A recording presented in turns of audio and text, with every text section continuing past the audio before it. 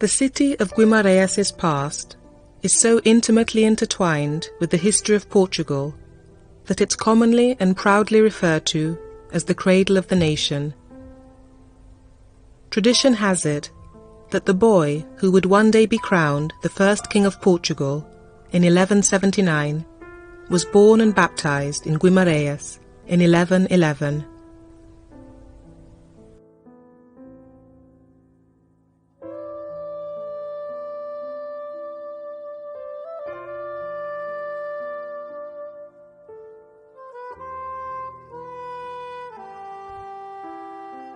The building of the Palace of the Duke coincided with the second marriage of Afonso to Dona Constança de Naronha, who made Guimaracs their principal residence.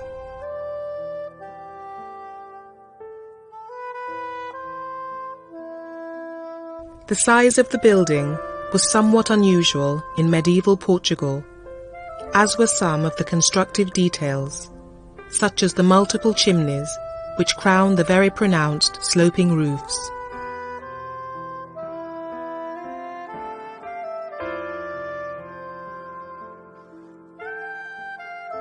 This not only demonstrates the highly contemporary taste of the commissioners, but above all, the international background of Dom Afonso, who, due to his diplomatic activities, had made numerous journeys all over Europe.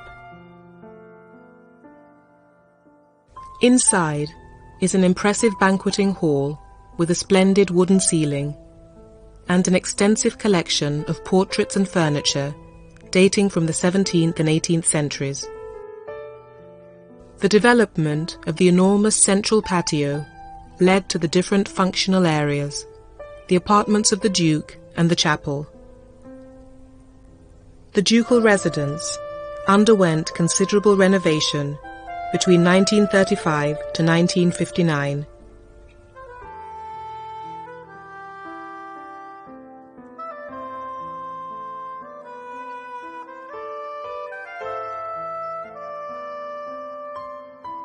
The volume, the homogeneous and fortress-like form which the building currently imposes on the landscape, are a long way from the initial language of the edifice. It's more directly related to the intervention options, which themselves alone involve a tremendous amount of study and reflection on the restoration theories which were in practice at the time.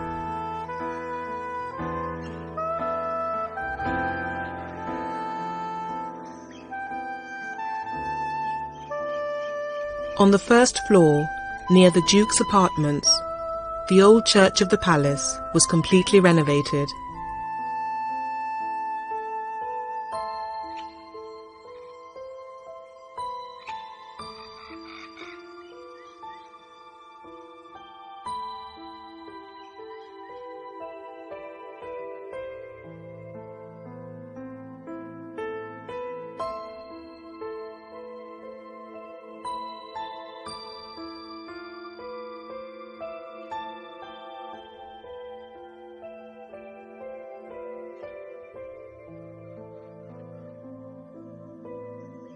The Stations of the Cross demonstrate the piety and devotion which the populace had for the Passion of Christ, since not only were they present in the churches, but were also scattered about the city in small shrines.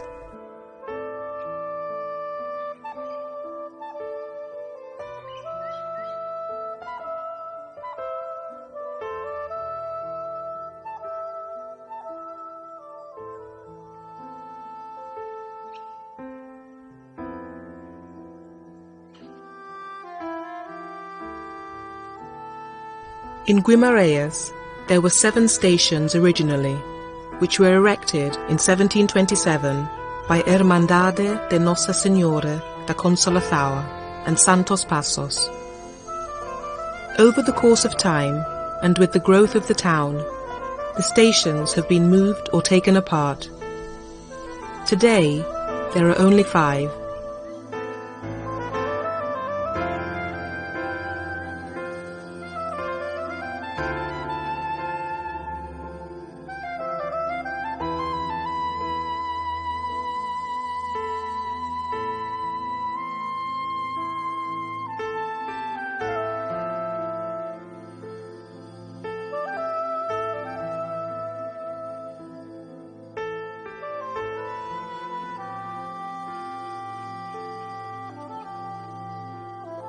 Among the several churches in Guimarães, the finest is São Francisco Church on the south side of the city gardens. Built in 1400 in Gothic style, it was restored in the 18th century and features a series of magnificent tiles and an elegant Renaissance cloister and fountain.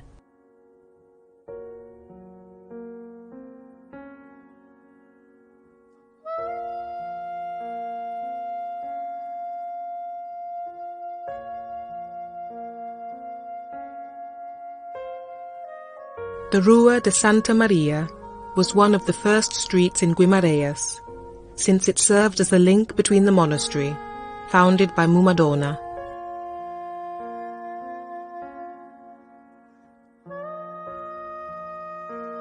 The convent of Santa Clara was once one of the richest convents in Guimarães, instituted in the 16th century by Baltasar de Andrade.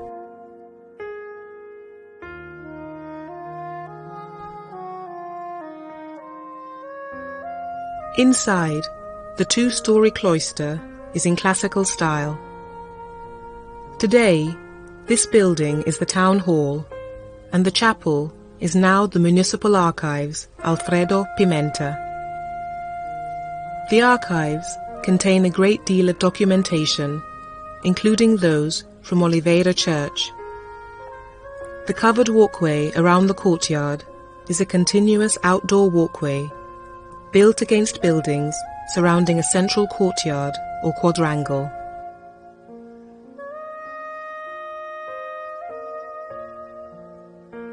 Pottery is one of the most interesting arts in Guimarães' long tradition. It's a purely rustic craft activity and has existed for many centuries, its origins being traced to the 13th century. Guimarães tries to preserve the arts and ancient techniques while simultaneously maintaining an approach on new tendencies of contemporary handicraft.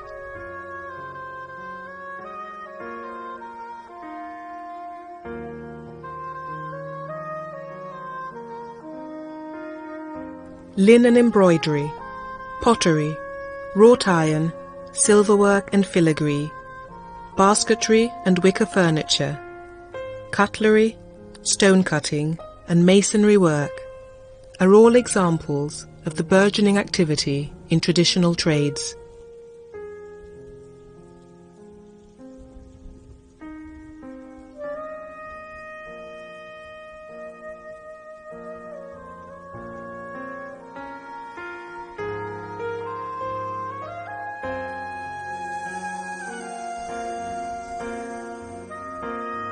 The old council chamber was started at the end of the 14th century and was completely remodelled at the beginning of the 17th century.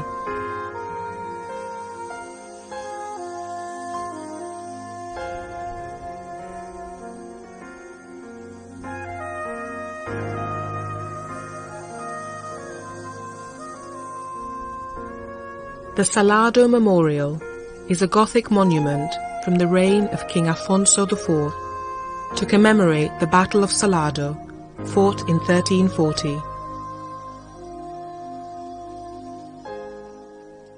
At the end of the 14th century, King João I ordered the church of Nossa Senhora de Oliveira to be rebuilt after a vow he'd made to the Blessed Virgin Mary following the victory at Aljubarrota.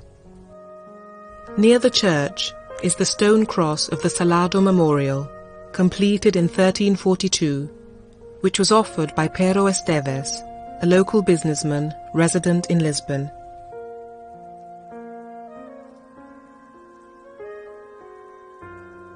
On the ground floor of the tower, which was added in 1513, is the mortuary chapel of the parents of Praia de Diogo Pinheiro, who was responsible for the reconstruction of the tower. The impressive Largo da Oliveira, in the heart of the old town, has been particularly successful in managing to retain its medieval aspect.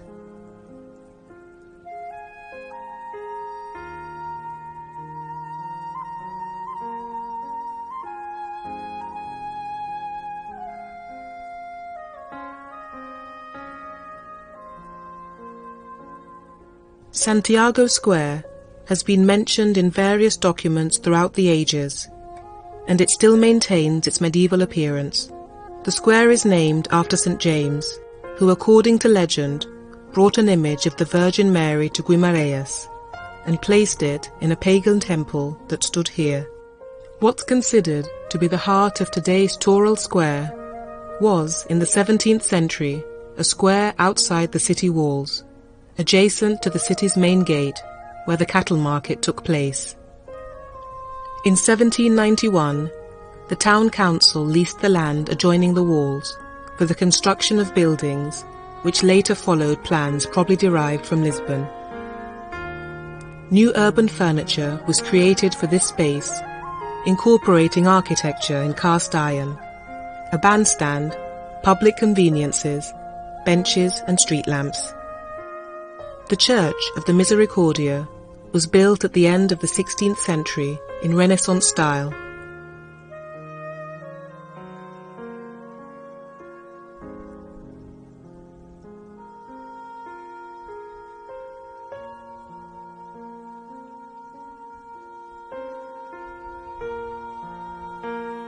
Long recognized as being typical of the city of Guimaracs, this small house in Rua Nova was in an advanced state of decay when the local authority decided to buy the property and fully restore it. It set an example in urban renewal to serve as an incentive for the rehabilitation of the historic town centre.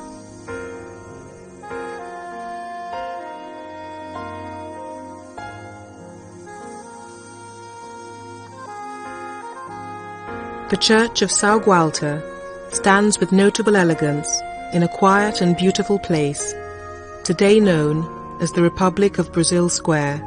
Initiated in 1769, São Gualter Church was probably the last work conceived by André Soares, an artist who in the north of the country took the potential of the Baroque style to the extreme and best interpreted the possibilities and limits of a Catholic Rococo expression.